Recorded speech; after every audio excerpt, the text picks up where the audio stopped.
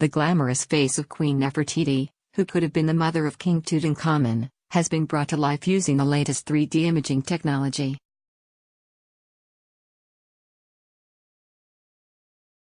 It took 500 hours to recreate the bust, and the jewellery was even handcrafted by designers from Dior.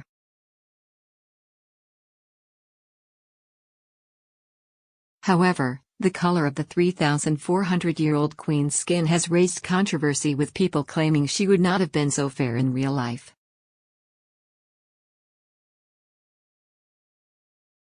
Scroll down for video.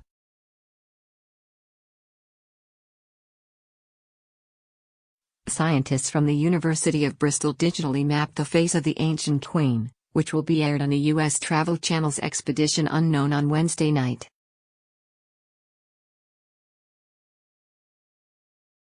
This was done in order to make an accurate reconstruction, which took paleoartist Elisabeth Daynes 500 hours to recreate.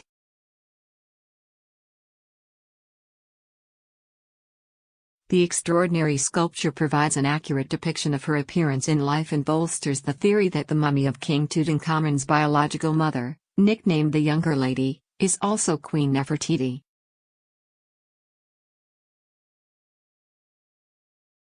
Nefertiti, who ruled Egypt 3,300 years ago from 1353 to 1336 BC, was either the mother or stepmother of the boy pharaoh King Tutankhamun.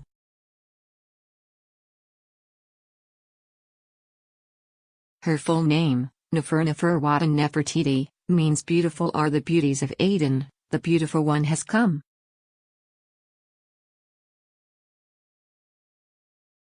Her power and charms in 14th century BC Egypt were so great that she collected many nicknames, too, from Lady of All Women, to Great of Praises, to Sweet of Love.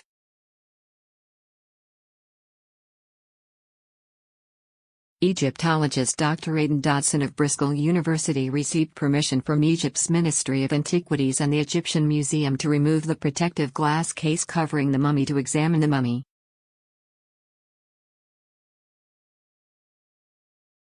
Using the latest 3D imaging technology, the mummy's face was digitally mapped to create a replica of her head.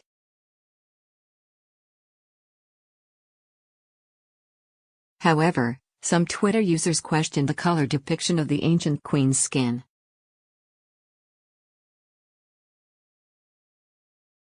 Nefertiti was not this ugly white lady. Next, tweeted Brooklyn-based comedian Akilah Hughes, whose Twitter name is actually obviously.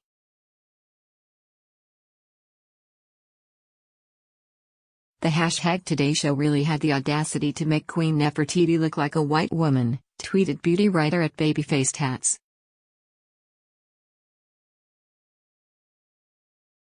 Lagos-based Malacan singer John Oga suggested that the Queen was not her true black self.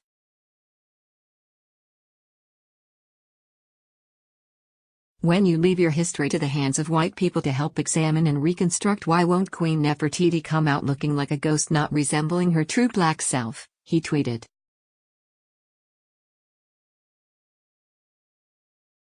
However, other people suggested that the ancient Egyptians were closely related to European populations, which means they would have pale skin.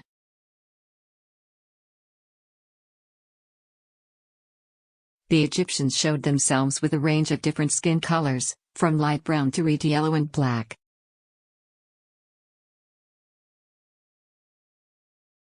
The men were often darker than women, perhaps an indication that they did more manual labor outdoors.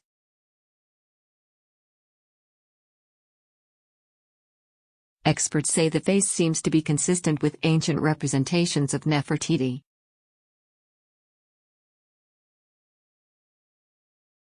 It's extraordinary.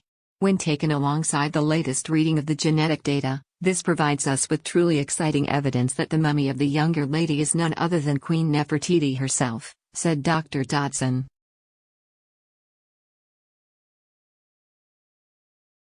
The badly damaged mummy of the Younger Lady was uncovered in a tomb in Egypt's Valley of the Kings in 1898, and shown through DNA evidence in 2010, to be King Tutankhamun's biological mother.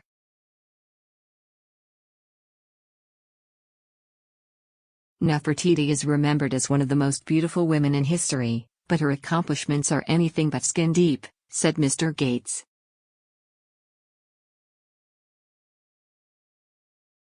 She was a powerful pharaoh and ruled during one of the most prosperous times in the ancient world. But like many of history's most important female figures, her legacy has been obscured, he said.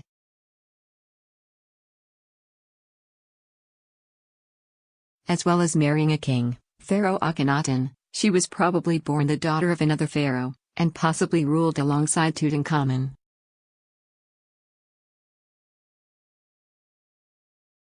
The bone structure and the features are remarkably consistent with ancient depictions. I believe this is the true face of Nefertiti, said Dr. Gates.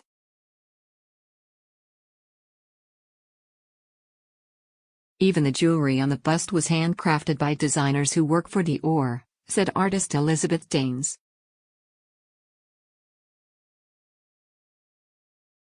When you overlay the profile of the reconstruction with the famous Berlin bust of Nefertiti, they are an incredibly close match.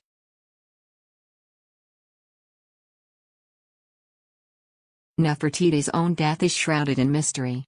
She is thought to have died about 6 years after her husband, possibly from the plague that struck Egypt at that time.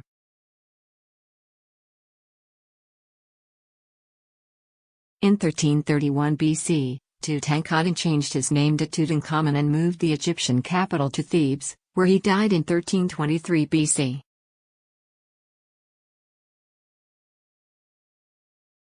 The bust will be featured in a 2-part special of the network's hit series Expedition Unknown with Josh Gates, airing on Wednesday, February 7 and February 14 at 9 p.m. ET in the U.S.